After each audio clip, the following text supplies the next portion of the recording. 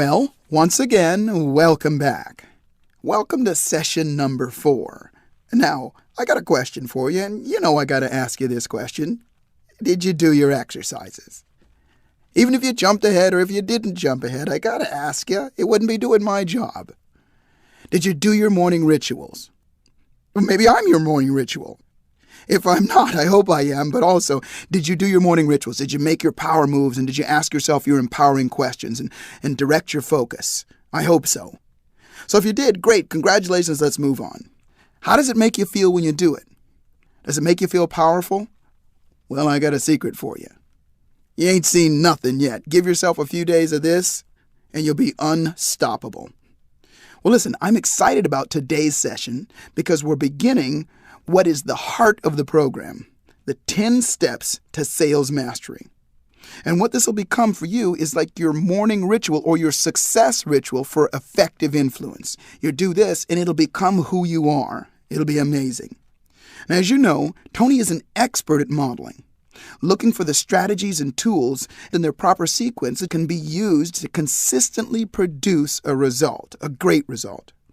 These 10 steps are designed to help you produce the result every time you're with a client or a spouse or a child or whoever it is that you're influencing. And what's important to recognize about them is that each step is an essential part of the process. You can be a great closer, but if you never engage your client in the first place, you're not going to produce the result. And you can engage and enroll them in wanting to follow through, but then you'll fail to compel them to actually take action, and it all adds up to the same thing. 0. So you got to have it all together. When you put it all together, it all works like magic. So there are 10 steps that Tony's going to walk you through, and they're divided into 3 overall phases. And if it helps you, these steps are summarized in your workbook and your Power Tools flashcards. Now, let's get ready to cover the first 3 steps in this session. All about preparing and engaging your clients. Remember, that's just the first part. So be sure that you participate actively. And let me share with you what that means. Do the exercises, that's obvious. And when Tony asks you to yell back the answers, do it. Yell back the answer. It's like I said, you might look crazy to other people doing it, but that's okay. Because my philosophy is, it's better to look crazy and do something different and get the results than do the same thing over and over again and not get results. So yell back the answer, fully engage, use your entire physiology as you do it. Put a smile on your face and act as though he's talking directly to you, because he is. And I'll be checking in with you at the end of each step. So you're going to want to have completed the homework before I get a hold of you. And once Tony gives you the overview, he'll start with step 1 as the main part of this session, titled Prepare and Do Your Homework. So let's get started.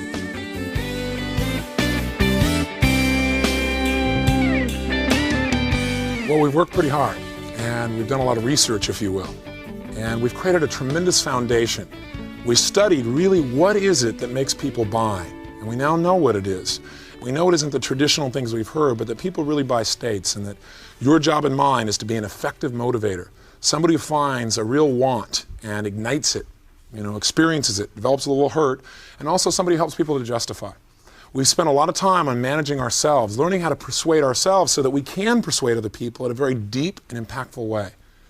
But I guess the real question now is, how do we take all these individual ideas and put them together into an order that makes sense? Something you can do easily, quickly, consistently to create the level of result you want in the selling situations on a daily basis. It's not only important what you know, but it's also important what you do in terms of its order. The idea of syntax is an important distinction to make if you're modeling successful people. You don't want to just do what they do. You want to do what they do in the order in which they do it. A good example would be opening a vault. If you know all the right elements, you know all the right numbers, but you put them together in the wrong order and sequence, you will not get the same result. You won't get to the treasure. If you're going to create something that you've made from a recipe and use all the right ingredients, but you put it in the wrong order, you will not get the same result. So we've created an order for you, and we're going to be able to now pick up some steam. We've spent a long time on the foundation.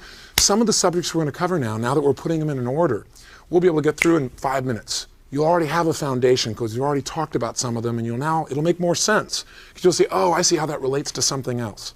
So what we're going to share with you now is the foundation of what I think you came here for the program. 10 steps to sales mastery. And what you're going to find out is you've got 80% of it right now. The 20% is putting it in order and making some more distinctions. So let's do that now. The first thing we've done to help you to memorize this and remember it is I've chunked my perception of the sales process into 3 phases. And the 3 phases of selling are, number 1, we must engage the prospect. We got to get them involved with us. Now, that's going to have several points. Think about what would it take to engage somebody without me even telling you the steps that are involved in engaging. What would they be? If you want somebody to be engaged with you in conversation, well, there's a couple things. One thing is you obviously have to get their attention. You have to make some contact with them, and obviously you have to get their interest. And those are some of the steps that are involved in engaging. The second phase is once somebody's really there and they're engaged with you, you now got to enroll them. And again, think about enrolling somebody. If you're going to enroll somebody in a course, if you're going to enroll somebody in school, there's certain information you'd have to know. You'd have to qualify them. And you'd have to make sure that for you to enroll them, that they felt pretty good about your school and your product, and they were feeling pretty certain that it was the place they wanted to enroll. And those are some of the elements here as well. And then after you've got them engaged and they're enrolled, now you got to compel them so they want to do it now. You got to push them over the edge. You got to make sure they actually show up and they don't just enroll. So those are the 3 phases. So what I'm going to ask you to do is some silly things, if you will. I'd like to ask you, if you would with me, to just do something rote. I want you to just say these over and over again till you know them. I think you'll find it quite fun and quite easy. For starters, there are 3 phases and 10 steps. So the 3 phases of selling are, number 1, what? Engage. Number 2, enroll. Phase number 3, compel. Pretty simple. So let's now take those 3 phases and chunk them down into 10 steps. Phase number 1 is called what? Engage. Great. There are 5 steps to engaging. We've got 10 steps total, so again, remember this. There are 3 phases to selling, 10 steps. It'll help you to chunk it down, if you will. So the 5 steps of engaging are, number 1, you must prepare. You must prepare. That is, you've got to do your homework so that when you go there to communicate with someone, you're ready. You're ready to make the sale. You know who you're dealing with. You know what your product's about. And we're going to tell you 6 keys to preparing so that when you go in there, you're really, really ready. Number 2, you got to turn on, which is turning on your state. Turning on your emotion, turning on your physiology, turning on your passion, really putting yourself in a peak state. 3 is you got to make contact. If you're well prepared and you're all pumped up, but you don't talk to anybody, you got a problem. And that's how a lot of salespeople are, aren't they? They get all pumped up and they don't do anything. So make sure you got to make contact. And we're going to talk about not only how to make contact, but you might want to add something to that. Make contact and get their attention. That's actually the full step, is make contact and get their attention. If you don't have their attention, nothing else is going to matter. Step 4 is connect and become their best friend. You want to create rapport. And then finally, step 5 is create strong interest. Create interest. Create interest. Because again, all we're doing in phase 1 is we want them engaged. We want to be engaged, and we want to be engaging and have them be engaged with us.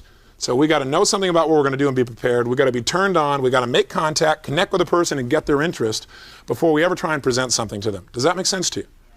So we've got the first 5 steps. We're halfway home. Let's go to phase 2.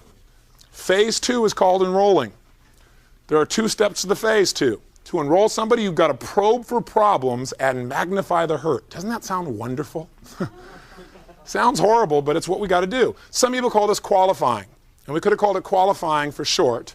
If that helps you, you can do that. But I would say probe for problems and magnify the hurt, because what we're doing when we're qualifying, yes, we're going to find out, do they have the authority to buy? We're going to find out, do they have the money to buy? Do they have the desire to buy? But what we're really looking for is, what are their deepest needs that we can help match or meet? And what are those needs are not being met that they have some pain about, so we can help motivate them and really get them to take the actions that create a better quality of life. Much like the businessman I talked about earlier, we've got to find what that person's needs are. Even if they don't think they're there, you can usually find them. Not always, but usually there really is a need. So step 6, we want to probe for problems and magnify the hurt. And again, some people say, God, magnifying the hurt, that sounds like you're doing something terrible. Wrong. If you want to motivate anyone, you've got to get them to focus on and see something in a way that motivates them. Anybody who's ever been motivated to do something has usually got something pushing them. They may not want to admit that. They say, no, it's all for these other reasons. But usually there's something there. Again, our country is here because we had enough hurt to make a change. There's a lot of ways to look at this. Make sure that you have positive feelings about this. And if you don't, then all you're going to do is limit the number of people you can effectively motivate. So probe for problems, magnify the hurt. Step 7, create conviction and test close. Now, creating conviction for me might be like building, or the selling process could be perceived as this leverage where what we're trying to do is get lots of urban, emotional reasons to buy now, some lurban, logical reasons to buy now, and we're trying to get enough of that so that what happens is we kick somebody over the edge, so that whatever the objections are get catapulted out of there. So creating conviction and test closing. What we're going to do with a test close is we're going to take a look and see, are they ready to buy yet? And if they're not, we're going to probably do more, add more what? Conviction. Now, last phase and the last 3 steps. Phase number 3 is compel. Step number 8 is we want to make it real and assume the sale. Step number 9, convert objections into commitments. And finally, step number 10, make it easy. So these are our 10 steps. Forget about the phases. They're just designed so that while you're selling, you can say, okay, have I really got them fully engaged? If I'm engaged, it's because I was prepared. Absolutely, I was in a situation I was turned on. I was in my best state. I'm in a situation here where I've done what? I've made what? Contact. I feel and they feel what? Connected. And I've got their what? Interest. So now I say, okay, then I need to start enrolling them. How do I do enroll that? Well, the first thing I do is what? Probe for problems and magnify the hurt. And then once I've done that, what do? Create some what? In other words, I'm giving my presentation, giving them reasons to buy, now that I know what reasons they want. And as soon as I'm doing that, I'm test. So I'm seeing, hey, are they ready to buy yet? They may be ready right now. Finally, if they're now enrolled, what I got to do now? Just get them to feel what? Compelled. How do I do that? I make the presentation real so they really know they're going to get what they want. And if they have any what? Objections, I convert objections into commitments. And lastly, I just make it what? Easy to buy. So those are the steps. So what we're going to do now is we're going to take each one of them piece by piece and show you exactly how to make those real for you as well. Step number 1, preparation.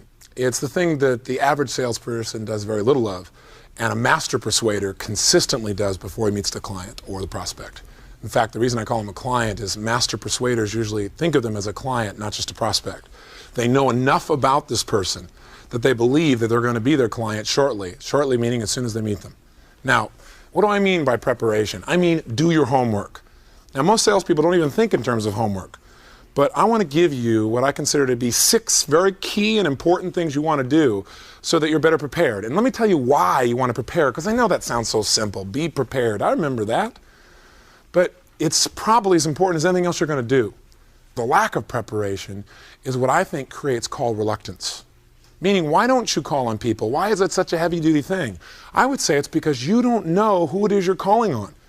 Or you know who you're calling on, but you're a little concerned about whether or not you can handle the objections and the problems. You're not ready. And so what a lot of people do is they just, go at it half-heartedly anyway, or they don't make the call in the first place. I'm saying let's go for a balanced, strong approach. And here are 6 very simple steps to preparation. Step number 1, absolutely know who the customer is and anticipate some of the needs or hurts they will have. In other words, what you want to do is find out as much as you possibly can before you walk in that door about those wants. Find out as much as you can about their values, about how they spend their time, their energy, their money. Now, how can you go about doing this? Well, a good friend of mine, Harvey McKay, phenomenal man and a brilliant salesman. And one of the things that Harvey taught me is he taught me what he calls his McKay 66, which are just 66 questions that he demands all of his salespeople be able to answer about any customer they're going to call on. Harvey's been extremely successful in the printing business all over the country. And the reason is he really knows who he's dealing with. He knows everything from their birthdays and their children's names to where they went to school to what are some of their favorite colors. I mean, the amount of information that his people get is rather astounding. Now you might say, well, Tony, I'm not in that kind of business. I'm not in a sales business where I go sell something one time and I have their business forever. I can't spend that much time. Well, maybe you won't do the McKay 66, but maybe you can do the Robbins half dozen. Maybe what you can do is come up with a few key ideas that you can find out that are useful. And I need you, obviously, to adapt this to the kind of selling you do. If you're doing corporate sales, you might have, for example, a long sales cycle where you sell over a period of weeks or months. Or you might be one of those people that's right there on the spot. You meet somebody, you have to grab their interest and close the sale. You still have to be prepared for that person also. So here are the ways. Again, number one, find out who they are. Now you say, but Tony, if I'm in direct sales, I don't know anything about them and there's no way to find out. Oh yes, there is. Even if you're selling door to door, there is. What if when you knock on the person's door and let's say that person rejects you, you say, well, let me ask you a question. Could you help me? Could you tell me a little bit about your neighbor here, Mr. Jones? Is that his name? No, it's not Mr. Jones. What's your neighbor's name? And they tell you all about the neighbor, saying, well, do you think this person could have any benefit from this? Why? Now, first of all, they're happy that you've left them off the hook in the first place. Second of all, they may very well be able to tell you, you know, I really doesn't meet my needs, but I think Mr. Jones would, and here's why. Now you walk in and you say, Mr. Jones, guess what? I just met Mr. Williams here, your neighbor. And he tells me all about your needs about this and this and this. Well, how'd you know that? All of a sudden you've got more rapport and you're better prepared. Does that make sense? Now, if you've got someone that you're calling on and you know who they are in advance, now's the time to prepare, and there's lots of sources you can go to. First source, of course, is always a referral. Always you want to be working as strongly as possible from somebody else. And what you want to find out is, what do you like about this person? Find out what they like about them, because what that'll do is it'll prepare you emotionally to like the person, and you'll go into the situation expecting this person to treat you well. You'll know something great about them, and you'll be able to share the compliment later on. You'll be able to say, you know, I talked to Mr. Jones and he told me how blank you are, and now you've done several things. You've built rapport, you've given the person a compliment, and you've given them a reputation to live up to, all just because you prepared a little bit, found out a little bit more about them. In addition, you don't want to just find out about what people like about them, but ask them, what do you think about our product really benefit them? And begin to find out a little bit about the benefits that could be achieved by their using your product. So the more you can know about that prospect or customer before you meet them, the more powerful you're going to be. And it'll get rid of all this call reluctance stuff that you have, which is, you know, I don't want to call in because you don't know anything. Get to where you know it.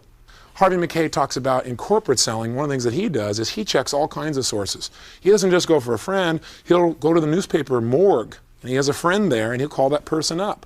You make a friend, somebody you can call over there, you can pay them, or they'll usually do it at no charge, and say, listen, can you run me off all the material on this particular person?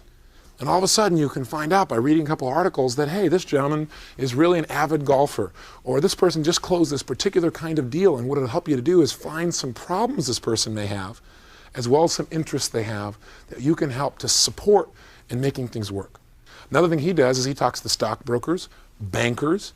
Many times he'll go to everything from, you know, annual stock reports. He'll buy sometimes one stock in a company he's going to sell to so that he gets all the information about that company and some of the key people he's going to market to. So there are a lot of areas to look, but number one key to preparation is know who you're selling to and anticipate possible needs, desires, wants, and problems they may have, and how you can help fulfill those before you even walk in the door. One caveat. Make sure you're not so certain about the person and their needs that when you walk in the door, you don't stop to find out their needs currently as you meet them. Here's key number 2 to preparation. Make sure you absolutely thoroughly know your own product and the advantages and benefits it has. As many advantages and benefits as you can possibly put together. And later on, we're going to have you actually create lists of advantages and benefits so you're knowing what they are and can run them off. And I don't just mean the ones you normally think of. I want you to dig a little deeper. I want you to have such a list of advantages and benefits that you have strong feelings about that you can overwhelm the prospect with advantages and benefits once you know what their specific needs are. So you've got to obviously know your own product. Number 3, know your competition. Make sure you know your competition. That's part of preparation. That is, be clear about what the competition is and what are the advantages you have over the competition. That's real important. You know, some people say, oh, I don't want to know what they're doing. Yes, you do. You want to know exactly what they're doing. You want to know all their advantages. And never knock the competition. Never knock them in front of the client. You can knock them within your own mind. That's fine. You wouldn't be selling your product unless you felt it was better. But don't knock them in front of everybody else. It lacks class and status. And we've all been guilty of it at times. But pay attention. You don't need to do that. It's not going to make you any better. It'll probably make you look worse in the eyes of the customer or the client. But make sure you know who they are and what your advantages are over them so you can be very elegant about it. So they have a lot of great things. Here are some things that I think we supply that no one else I know of supplies. Make sense? 4th key to being extremely well prepared. You've got to know all the potential objections that come up for your product and have answers ready in advance. Here's another reason why a lot of salespeople do not follow through and don't really go for it. I mean, why wouldn't you cold call if you knew who the person was or had a general idea of their interests and you knew your product cold, and you knew it was worth tons more than what you were going to ask for in return. You believed in it 100%. And you were in a position where any objection they could give you, you were thoroughly prepared to turn it around. In fact, you looked forward to it because it was fun. It gave you a chance to be creative. Wouldn't that be a lot different than how it maybe has been in the past? And I'll tell you a few of them that are obvious that people have to be able to handle. Think it over. That's a critical one. And I don't mean just the traditional way you've learned to do that. We'll talk about some traditional ones when we get to the closing step of the 10 steps to sales mastery. There'll also be some other ways to handle it that are much simpler, but do you know how to close that? Do you know how to close it at such a level of certainty that, hey, when somebody gives you that objection, there is no fear in you, there is no concern. In fact, it's exciting because you go, oh, great, I know how to deal with that. After you know how to think it over, you got to take things like no need. And in fact, I've already shown you one way to deal with no need. Agree with a customer. Do you remember that? They say, I don't have a need. Agree with them. Boy, you've got a lucky person here working with you. They're lucky to have you as a client, and I think they must be doing a good job. Do you mind if I ask you a question? What are 3 things that they're doing that really are great for you? They get all excited. What are 3 things that need to be improved? Boom. So one way to handle no need is show them there is one, right? But do it elegantly, not the traditional way we've all been trained in. Another one to handle, of course, is not just think it over and no need, but you got to have cost too much. You got to be able to deal with them saying things like, well, the competition's product is less expensive, or I've been dealing with brand X forever. So you got to have enough ways. Somebody says, I have no money. You got to be able to handle that objection. So what you need to do is brainstorm out every possible objection you can possibly imagine that a person could have and have down cold a half dozen ways to handle it so that when somebody does it, there is not 1 ounce of fear. And by the way, most salespeople are so afraid of the no's. And yet, if you look and interview the best salespeople in the world, Marty Shafroff says this, that until you've gotten at least 5 no's, the selling process has not even begun. If you're hanging up on the 2nd or 3rd no, you're wasting your time. People got to at least say 5 no's before they're serious about it. And he says, besides that, the more no's they get, the kinder they usually get if you're kind with them. Interesting. See, somebody said something in this course that I thought was really valuable. One of the participants came up to me during one of these breaks and said, listen, he said, you know that stuff you taught about reciprocation? And I said, yeah. He said, you know what, reciprocation, when somebody gives you an objection, he said, that starts the process. When they reject you, it starts the process of reciprocation. I said, what do you mean? He said, well, think about it. If your kids come to you and ask you for something, and you say no, and they come back the next day and they ask you for something, and you say no, and they come back a 3rd day and you say no, pretty soon, don't you start feeling like, I hate to have to keep saying no to these kids. Don't you usually kind of like try and give them something back at some point? Has that been your experience, yes or no? In my experience, it usually is. So I believe that with customers as well, that there is a similar process. It's a great way of explaining it, but I've noticed that if you keep working with somebody and you're still really nice, they tend to get nicer as you get beyond the 5th or 6th no, and pretty soon they don't want to object anymore. And if you get enough hurt and enough logical reasons to support you, many times you can kick them right over the edge. But again, you've absolutely got to know every objection that could possibly come up, have answers ready, and be effective in their delivery. What do I mean by effective with their delivery? I mean they can't just be rote. You got to believe what you're talking about. And they can't just be words. You have to have a voice and body communication process that's consistent. But when you say something, your voice, your body, and your tonality all match. 5th key to being extremely well prepared.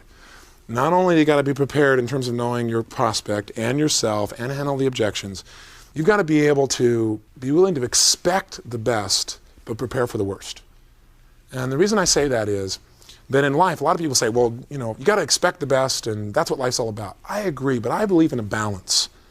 And there were a lot of times I was expecting the best, and the worst happened.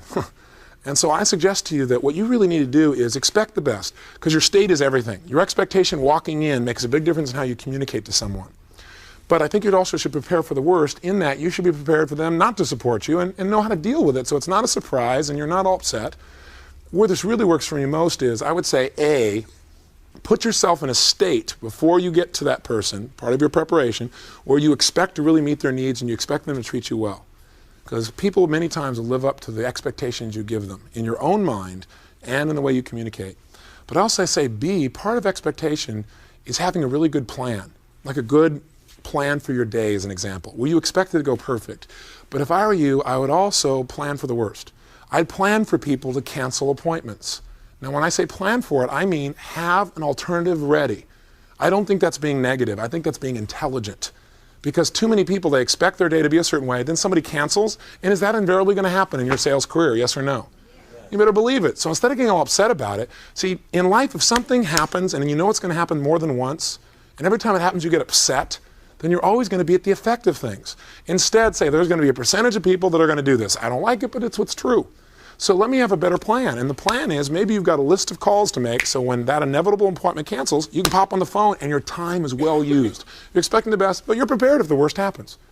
That's the process, I think, of preparation. Step 6, make sure that you create demand. Let me clarify what I mean by that. Hopefully, you're beginning to pick up that this course is not just about learning how to sell. That this course is about teaching you how to be a persuader, someone who can really influence.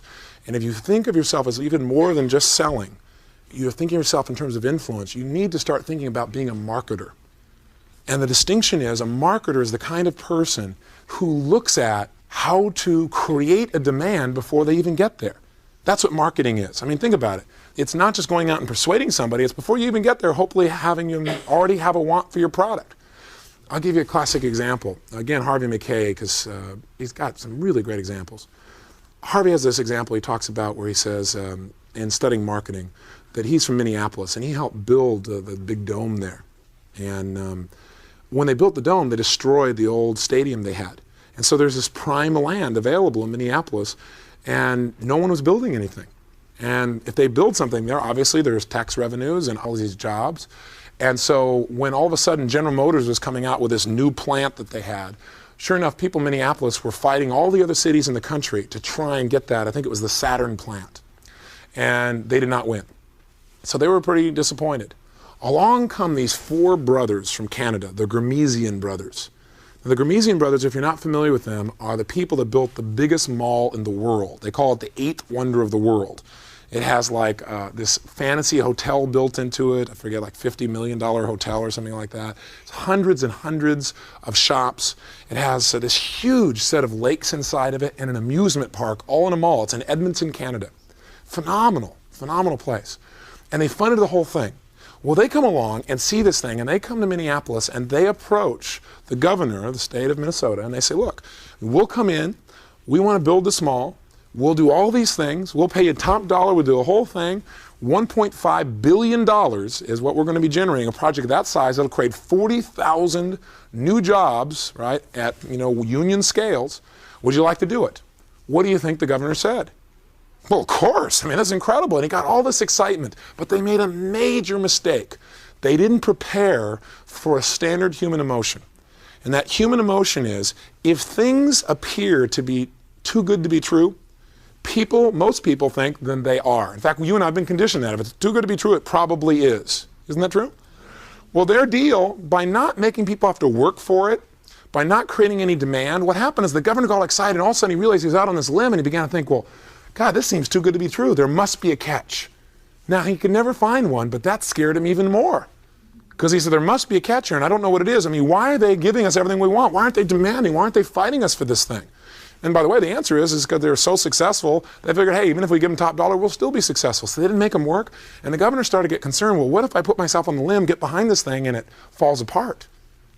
Then I would look like a jerk. That could be political suicide. What if people get upset? And sure enough, they almost lost the deal. And the reason is because they didn't think like an intelligent marketer. They didn't prepare. Preparation would have looked like this. What they could have done is they could have created a demand like General Motors did. They could have said, look, we may come here, we may not come here. We're looking for the best spot and for the best possible deal. Then they would have had people fighting like GM did. So you got to realize the value of anything is all based on perception. And a lot of perception comes from demand, doesn't it? I mean, think about it. What is the price of gold? Goes up and down depending on demand. The price of stock goes up and down based on demand. And demand is just how much perception. If you want to be good, you need to create yourself as being in demand.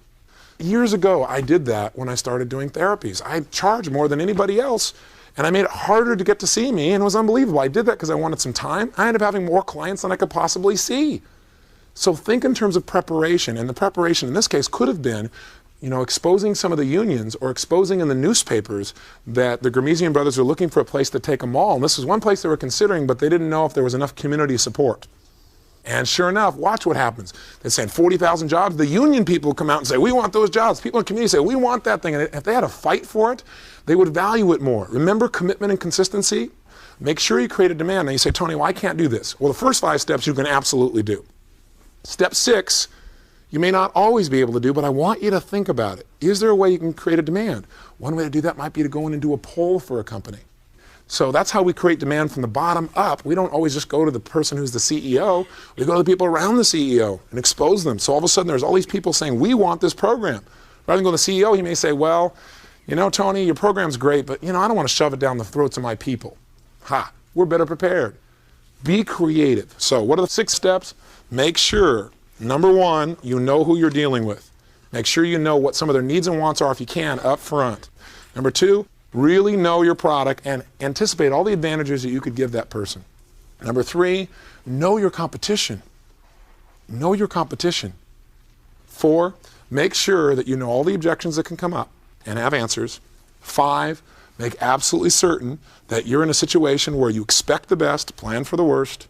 And 6, make sure that if there's any way possible, you create some demand in advance. And one way to do that in a simple way would be have the person who gave you the referral call them and tell them all the great things about it. Already you're starting to create some demand. So that's called step number 1, preparation. So you're prepared and you're turned on. What's next?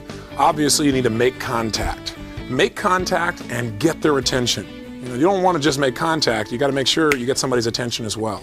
That is, if you're going to get their attention, you got to be able to trigger them. And one of the ways to do that, of course, is ask them some questions or make a statement. Make what we call a big fat claim and then back it up.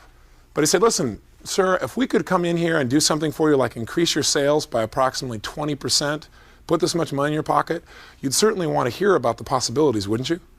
So immediately you get something to grab somebody's attention. This is critical, and we're going to show you some ways to do it. But let me very quickly, in this step, it's a very simple step, let's go through some of the key elements. I'll tell you the first element, and that is the more you make, the more you make. That's the key to contacts. And I hate to be so simplistic, but I want to make sure we don't pass this up. Because again, too many people learn all these great closing techniques, but they don't talk to anybody. If you're the worst closer in the world and you talk to enough people, you're going to get sales and probably more than the guy who's the best closer in the world and doesn't talk to but a few people. When I first started out in selling, I was not that good. And there was a contest, and it was to go to Hawaii. And at the time, I'd never been to Hawaii. I thought, wouldn't that be incredible? And I wasn't exactly flush and hadn't come from a very financially flush background, so traveling wasn't real high on our list, and I really wanted it. But, you know, I was in this competition with these other sales guys, 2 of them which were like incredible. And they had like a 70-75% close ratio. They go out and talk to 10 people, they close 7 of them. I go out and talk to 10 people, I get 1. And you know what? Most people say, well, I guess I'm going to lose. Not me. I'm what you call committed. So what I do, I prepared, I turned on, and I told these guys, I'm absolutely going to kick your tail. I'm going to be in Hawaii, which I thought I was just this crazed, excited new person. Where sometimes these people don't know what they can't do and they do real well. And you know what? I wasn't just crazy and excited. I wasn't just shooting from the hip. I just decided I would do better than them because, okay, he'll probably go out this month knowing what he's done in the past, and he'll probably call on maybe 50 people. So how many sales is he going to get? And I said, okay, I need to call on how many to get more sales than he does. If he's going to call on 50, he's going to make about 35 sales. I got to make 351 to do the thing. And I literally came from that place. And now you know what happened? I didn't have to make that many calls. I got to about 200 calls and had already beat him because I got better, obviously. And I went way beyond my goals. So I know this is simplistic. I know we've heard it 1,000 times. But the bottom line is the more you make, the more you make. And it isn't like if you double the number of calls you make, that all of a sudden what happens is your income just doubles. It's not like that. It's synergy. If every call you make at level 10, that is, you really are going in at a peak state, you will become so much better as you do it. I mean, the average salesperson many times comes to me and says, what would it take to be a master like you? And they give me this nice ego stroke, and I said, look, I'm no master. I'm a master of certain material just like you are. But if you want to be as good as I am in certain areas, it's not a question of how long I want it to take, or you want it to take, or how long it does take. It's a matter of how much time are you willing to put in, how much effort do you want to put in. Some people want to get good at something, so they do it once a week. Some people want to get good at something, and they do it once a day. Some people want to get good at something, and they do it 15 times a day. Well, the guy who does it 15 times a day is going to get more experience in a day than the average person does in a year or 2 or 3. That's what I've tried to do with my life. I've tried to pour more into a day more into an evening, more into a situation so I can get good fast. And so that's what I'm going to ask you to do as well. In this course, I've already asked you to make the commitment to double the number of prospecting calls. If you learn nothing else but develop that habit, just imagine what happened to your income and your skill level. So very quickly, here are 5 key elements, 5 keys to being effective. Number 1, the first thing you got to do is know that every top persuader that I met have specific prospecting goals every day.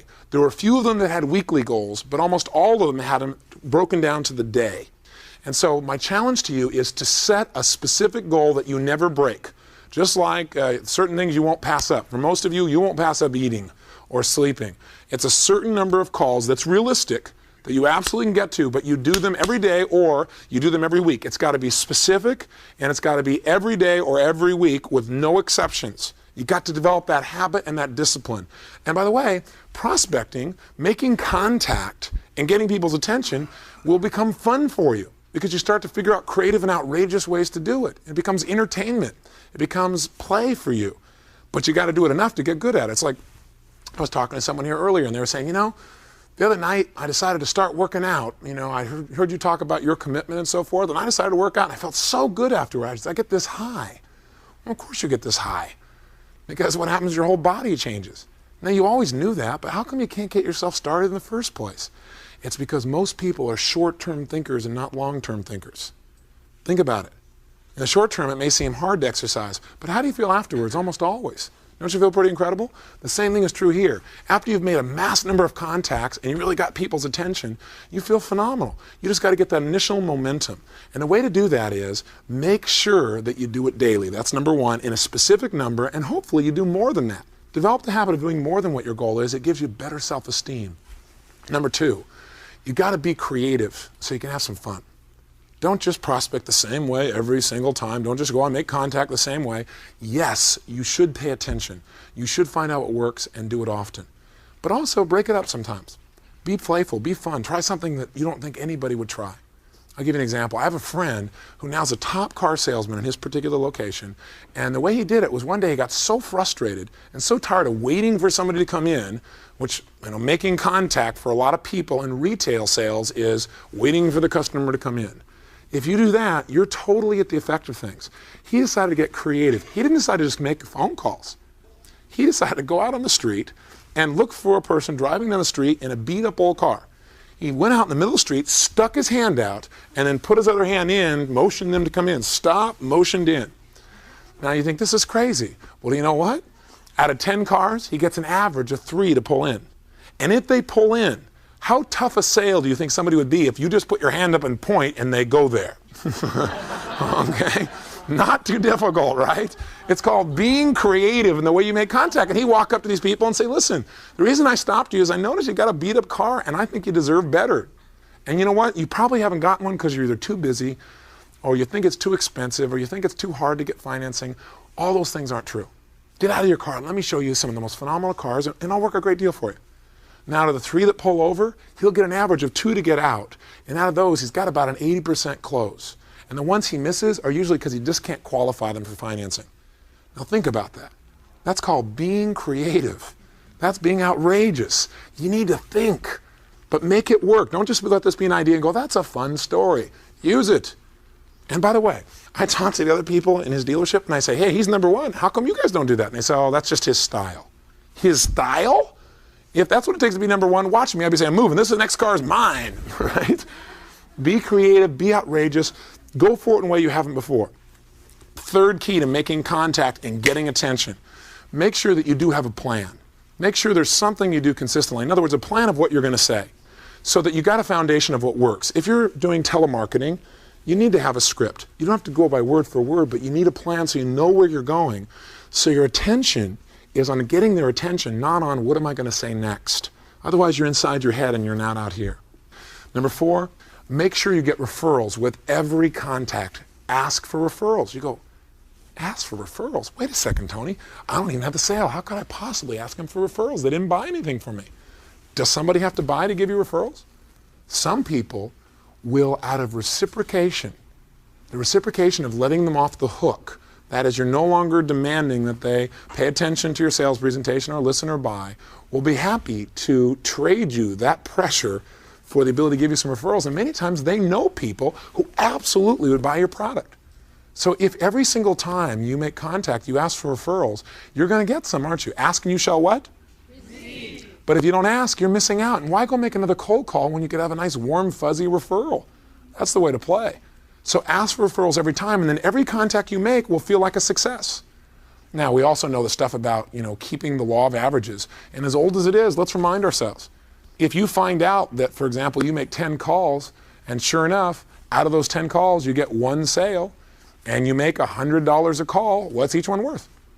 So what begins to happen is if you come from that place, and I know this is a burnt out idea, but it's a useful one to justify things logically, what do? Just say, hey, a person says no, great, I get paid $10 for the no, and I get a referral. That's not a bad deal. So figure out what things are worth, and then have the thing to say every day. Know exactly when you walk in what you're going to do, and by having referrals, you watch your income jump up. And here's the last one, number 5. Do it massively. Do it massively. Massive action is a cure-all. Remember that. If you really go out and make a massive number of contacts where you really go at level 10 to get their attention, you'd be surprised what happens. Now the question is, what stops most people from making contacts? Well, number 1, they're not prepared, and we've already covered that, haven't we? Number 2, they're not in state. So they feel kind of lousy and they didn't change their state. Sometimes you don't feel like making contact, but it's your lifeblood. You don't do this, nothing else matters. So you got to get yourself there and be committed to it and know what it's going to cost you if you don't make the contacts versus the reward you get. Again, think long-term instead of short-term. But I'll tell you the number 1 thing I believe that stops most people, and that is most people, when they think about making contact, think about the fact that, well, I'm an interruption. They may not have time. I want to tell you something. First of all, people always have time if you're interesting enough. Isn't that true? If you get their attention, anybody has time, but you got to be interesting enough. So you got to be able to grab their attention. And so you need to work on being prepared in a way to get people's attention. And I'm going to give you a funny little phrase to help you remind of a whole series of ways to grab people's attention as soon as you make contact. Also, remember, no matter what the situation is, you are an interruption until you get their attention. So it is true. But as soon as you get their attention, anybody you want to talk to is going to have time if you really do it. So how do we do that? Well, the way we're going to get attention is we're going to scream pigs. Now, what do I mean by that? This is a little frame or word I created to describe 10 ways that you can turn around and get somebody's attention.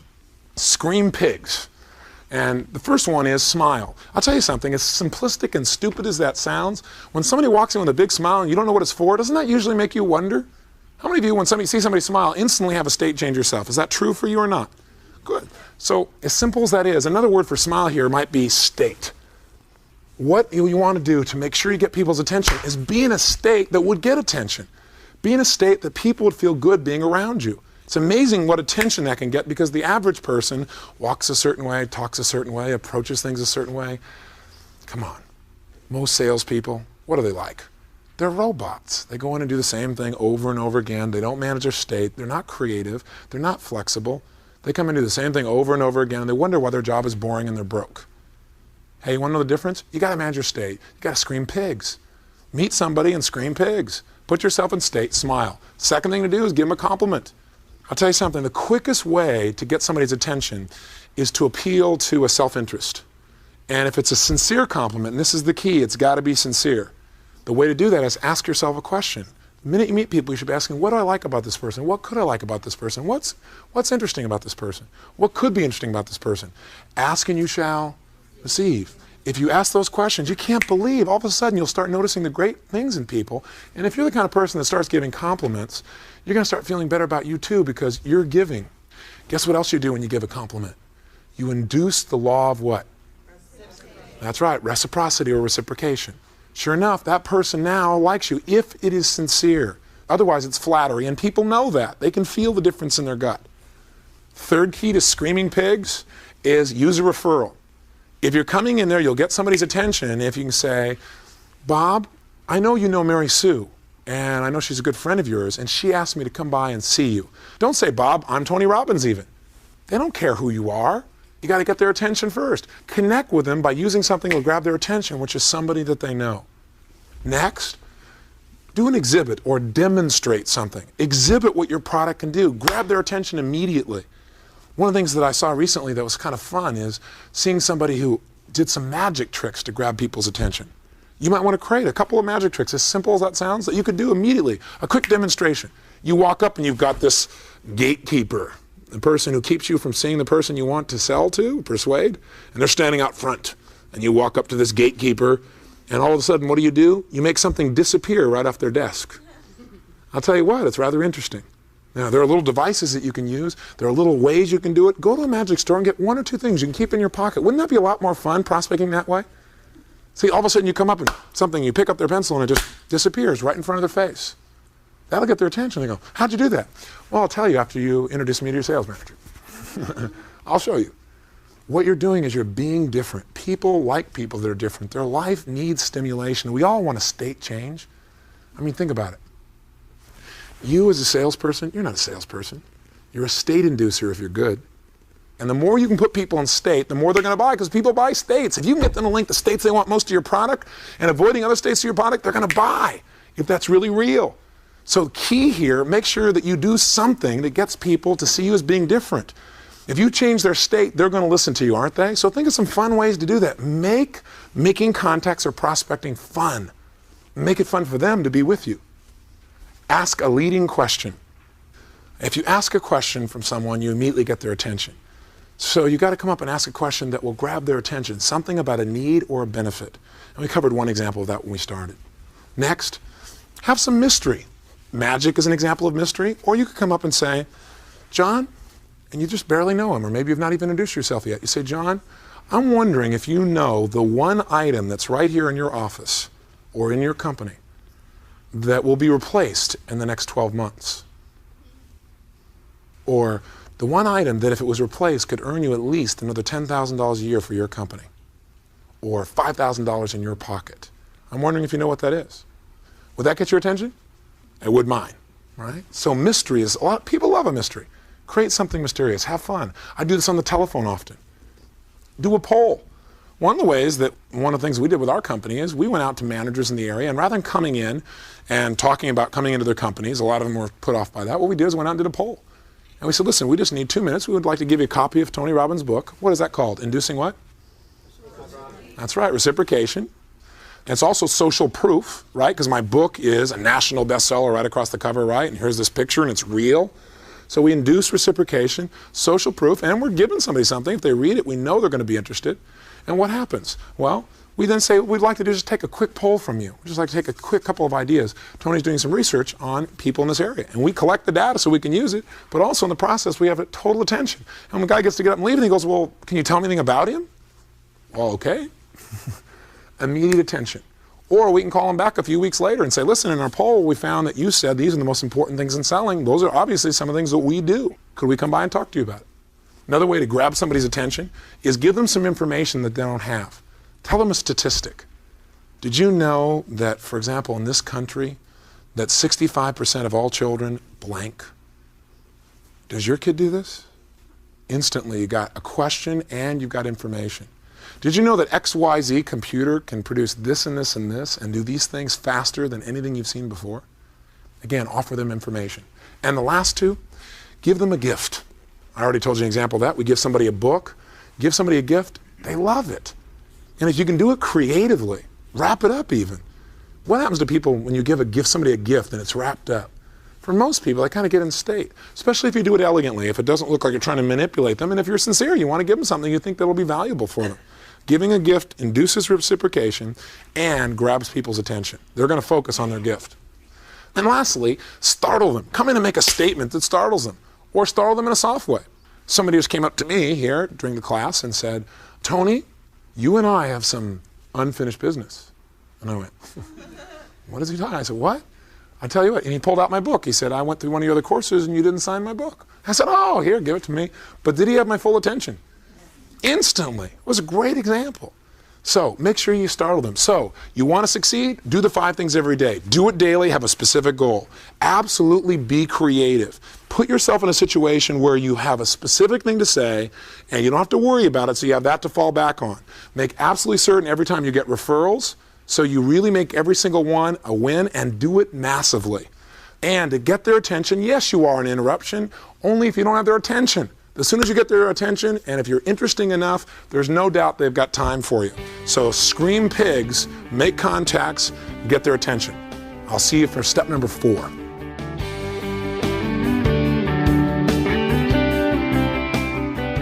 Well, are you ready to engage? Then here's Joseph to make sure you follow through and you use this stuff. I'll talk to you tomorrow. Till then, God bless and live with passion and influence and impact too.